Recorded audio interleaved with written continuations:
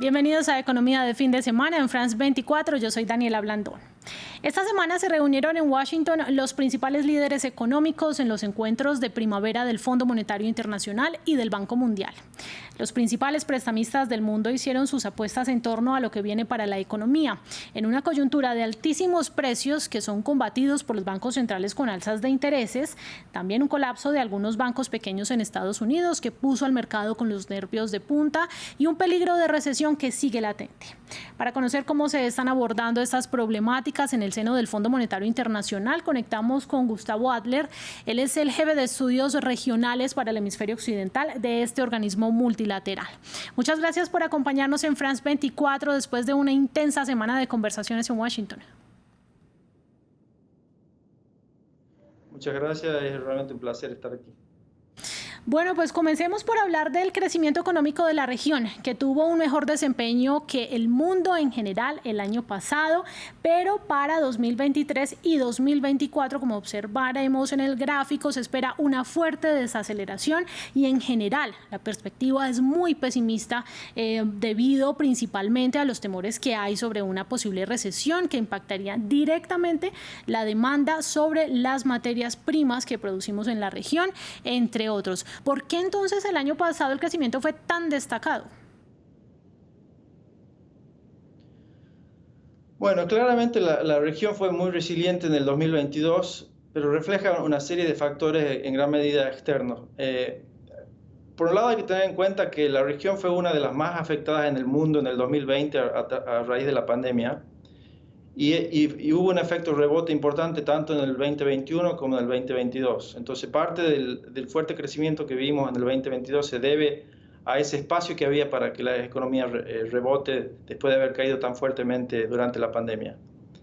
Pero también es importante reconocer que el shock de la invasión de Rusia a Ucrania tuvo efectos distintos en la región que en el resto del mundo. Por un lado, hubo un shock de oferta en la producción de energía y alimentos, y eso fue un shock negativo para gran parte del mundo con efectos contractivos. Y por supuesto, en parte también para la región, pero por otro lado, la región tiene productores de alimentos y de energía también muy importantes que se vieron beneficiados por esto.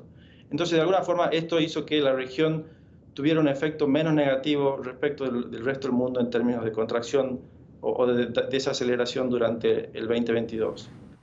Y justamente una de las propuestas que han hecho ustedes desde el Fondo Monetario Internacional es elevar impuestos a los ricos. ¿Ve posible su implementación en los países del continente? Bueno, es importante poner un poco de contexto. Nuestra visión es que la política fiscal tiene que tener una postura un poco más contractiva, no solo para ayudar a los bancos centrales a combatir la inflación en el corto plazo, sino porque es necesario también reconstruir márgenes de maniobra para tener espacio para hacerle frente a shocks futuros. De hecho, durante la pandemia se hizo mucho gasto fiscal necesario, bien hecho, y esa fue una forma de hacer política fiscal contracíclica. Cuando uno está en la etapa buena del ciclo, positiva del ciclo, tiene que hacer lo contrario y reconstruir espacio fiscal, y eso es lo que estamos diciendo. ¿Cómo se hace esto en un contexto donde las demandas sociales son muy fuertes? Hay que preservar gasto social clave, gasto en salud, gasto en educación y en infraestructura, y hay que buscar lugares donde se pueda mejorar la eficiencia del gasto. Eso es clave. Pero también hay que buscar mejoras por el lado de la recaudación tributaria y de aumentar los recursos tributarios, y en ese sentido hacer los sistemas impositivos de la región más progresivos es un elemento clave. Nosotros creemos que la medida que haya mejoras en la eficiencia y en cómo se gastan los dineros públicos, va a haber apetito en las sociedades para también contribuir más y que los que más tienen pongan su parte. Señor Adler, ustedes presentaron todo un informe regional que también habla de que el control de la inflación es una tarea no solamente de los bancos centrales, sino también de los gobiernos. ¿Qué estrategias se pueden implementar en la región en ese sentido? Claramente, la política monetaria es el instrumento principal para hacer frente y controlar la inflación. Y de hecho los bancos centrales de la región la han usado muy efectivamente, subiendo tasas muy rápidamente a medida que se vieron presiones inflacionarias. Pero es importante que otros instrumentos de política económica no vayan en contramano y en lo posible que ayuden a la política monetaria. Y ahí es donde vemos que la política fiscal puede tener un rol más decisivo. Para ser más preciso, hay que pensar cómo funciona la política monetaria y el mecanismo principal es básicamente controlar la demanda interna. Subiendo tasas, básicamente se desestimula un poco el consumo y la inversión para que desaceleren y ese es el mecanismo principal de la política monetaria. La política fiscal puede tener efectos similares sobre la demanda interna y por eso es que decimos que tiene que ayudar. Y eso es central para no tener un periodo de tasas de interés muy altas por mucho tiempo, que pueden llevar a otros problemas de estabilidad de la deuda pública, de efectos en la hoja de balance de las firmas y también efectos en las hojas de balance de los bancos.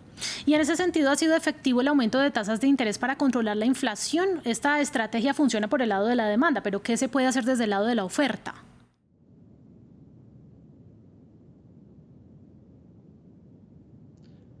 Bueno, en términos de efectividad, la política monetaria es claramente efectiva y nuestros estudios muestran, por ejemplo, que una suba de un 1% de tasas de interés trae aparejado una menor inflación de aproximadamente medio punto porcentual.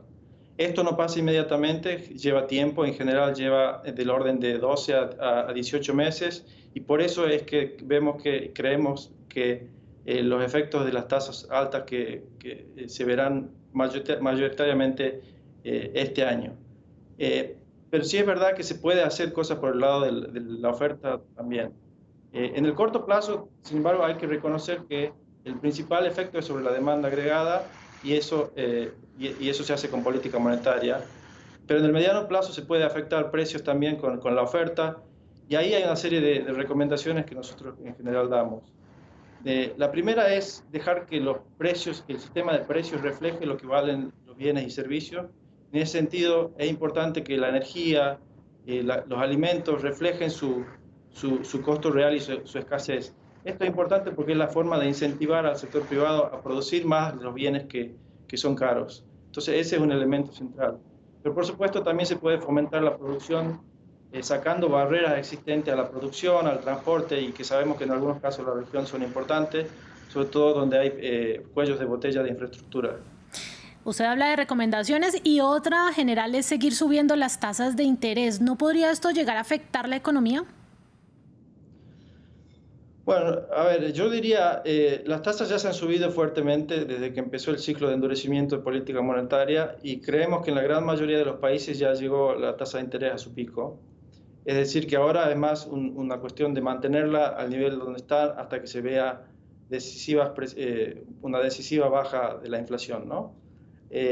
O sea que no vemos que vaya a haber un endurecimiento más fuerte de la política monetaria en la mayoría de los casos, pero por supuesto los bancos centrales van a tener que estar atentos a posibles presiones inflacionarias nuevas, incluyendo, por ejemplo, de la suba de petróleo, de los precios de petróleo que hemos visto recientemente. Como les decía antes, esto opera vía principalmente la demanda agregada y es importante para equilibrar la demanda con la capacidad de producción de la economía y ese es el mecanismo central. Pero ¿cuáles son esos factores que están impactando hoy la inflación? Sobre todo la inflación subyacente, ya nos explicará en qué consiste. ¿Cómo, por ejemplo, la guerra en Ucrania todavía está impactando a las economías de América Latina? Para ser concreto, es la parte de la canasta de consumo que no incluye alimentos y energía, que tienden a ser mucho más volátiles. Y lo que vemos ahí es que las presiones inflacionarias siguen siendo bastante importantes en la región, más que nada producto de que la demanda agregada interna sigue creciendo muy fuerte y el empleo se ha recuperado a niveles o incluso por arriba de niveles de prepandemia. ¿Cómo le afecta a la región el conflicto en Ucrania?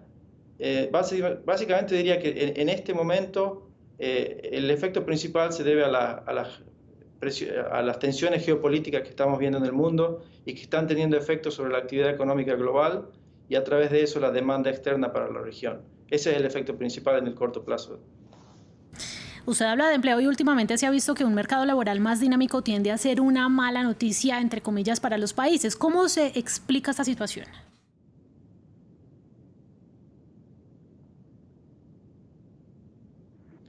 A ver, un mercado laboral dinámico siempre es buena noticia y en ese sentido es bueno que así sea lo que estamos viendo en la región. Pero también es el caso que cuando el empleo ya está a su nivel potencial, que es lo que hemos visto, se ha recuperado el empleo ya a niveles pre-pandemia, significa que la economía ya está produciendo a pleno, que no existe mucha más capacidad, al menos en el corto plazo. En ese contexto, cuando la demanda agregada continúa acelerando muy fuerte, genera presiones vía salarios y precios, y eso genera inflación. Y como sabemos, eso tiende a afectar a los más pobres y a los más vulnerables. Por eso es que es importante estabilizar precios y a veces eso requiere un poco desacelerar la demanda y enfriar un poco el mercado laboral. Señor Gustavo Adler, director regional del hemisferio occidental del Fondo Monetario Internacional, gracias por atender nuestra invitación. Un placer, cuenten conmigo cuando quieran. A ustedes también gracias por su sintonía, los esperamos acá en France 24, también en france24.com.